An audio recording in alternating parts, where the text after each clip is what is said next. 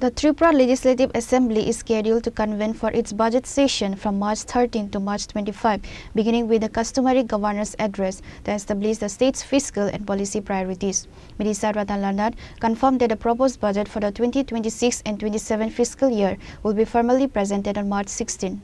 On Friday, a high-level business advisory committee meeting was held at the Assembly Conference Hall to finalize the legislative agenda. The meeting was attended by key political figures including Ram Prasad Paul, Deputy Speaker, Ratan Lal Nath, Cabinet Minister, Susanto Chaudhary, Cabinet Minister, Jitendra Chaudhary, Leader of the Opposition, and Kalyani Saharoy, Government Chief Whip.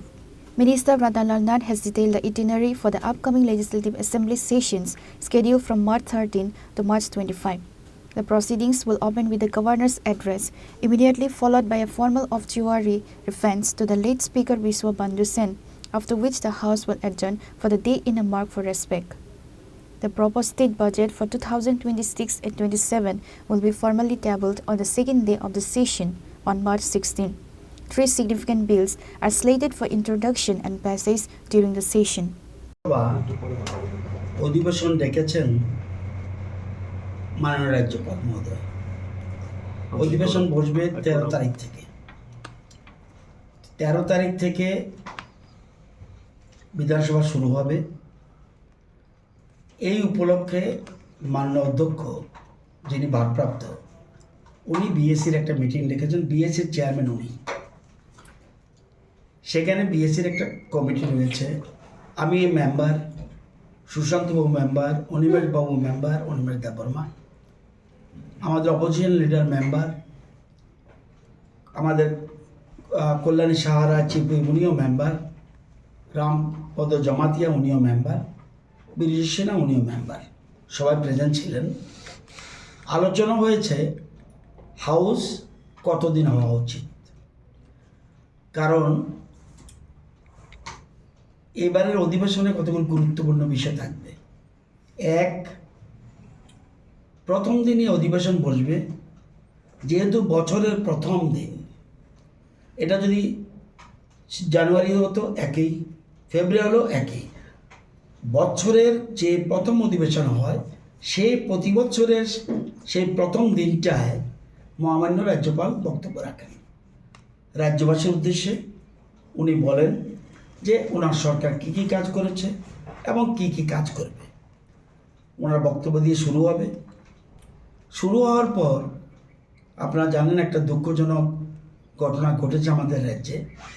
আমাদের বিশ্ববন্ধু সেন যিনি speaker ছিলেন উনি প্রয়াত হয়েছেন sitting অবস্থায়। সেজন্য ওনার শোক প্রস্তাব এনে আলোচনা করে ওনার প্রতি শ্রদ্ধা জানিয়ে হাউস সেদিনের জন্য শেষ হয়ে যাবে, সাসপেন্ড হয়ে যাবে। পরের দিন আমাদের অর্থমন্ত্রী 26-27 অর্থ বছরের বাজেট প্লেস করবেন। এটা হলো 16 তারিখ। এর আগে উনি 25-26-এর যে সাপ্লিমেন্টারি বাজেট, এটাকে আমরা অনেকে রিভাইজ বাজেট বলি, এটা উনি প্লেস করবেন। এই রিভাইজ বাজেট প্লেস করার পরে উনি ওনার বাজেট প্লেস করে ওনার ভাষণ দেবেন এবং ওই দিনেই আপাতত 3টা বিল আসতে যাচ্ছে। খুবই ইম্পর্টেন্ট বিল, আমাদের রাজ্যে ছিল না কোনো দিন। The Tripura university of health sciences bill, অর্থাৎ এই যে ডাক্তার, হসপিটাল, মেডিকেল ইউনিভার্সিটি আমাদের ত্রিপুরা রাজ্যে নেই, আমাদের রাজ্যে এই হতে যাচ্ছে। সুতরাং যে Tripura university of health sciences bill 2024 এটা আসছে। আরেকটা আসবে, এটা আমাদের নেই, টেকনিক্যাল ইউনিভার্সিটি বিল। আমাদের জেনারেল ইউনিভার্সিটি আছে, টেকনিক্যাল ইউনিভার্সিটি নেই, মেডিকেল ইউনিভার্সিটি বিল নেই। সেই জন্য আমাদের টেকনিক্যাল ইউনিভার্সিটিও এটা একটা বিল আসতে যাচ্ছে, মানে অত্যন্ত গুরুত্বপূর্ণ বিষয় রাজ্যের জন্য। এবং আরেকটু important, Tripura government women's university bill, যেটা আমরা ওমেন্স কলেজকে ইউনিভার্সিটিতে রূপান্তর করতে আমাদের রাজ্যের সরকার, রাজ্যের মুখ্যমন্ত্রী চেয়েছেন। এটা অনেক দিন ধরেই বিভিন্ন লেভেলে আলোচনা হয়েছে। তাহলে 3টা ইউনিভার্সিটি বিল অত্যন্ত গুরুত্বপূর্ণ।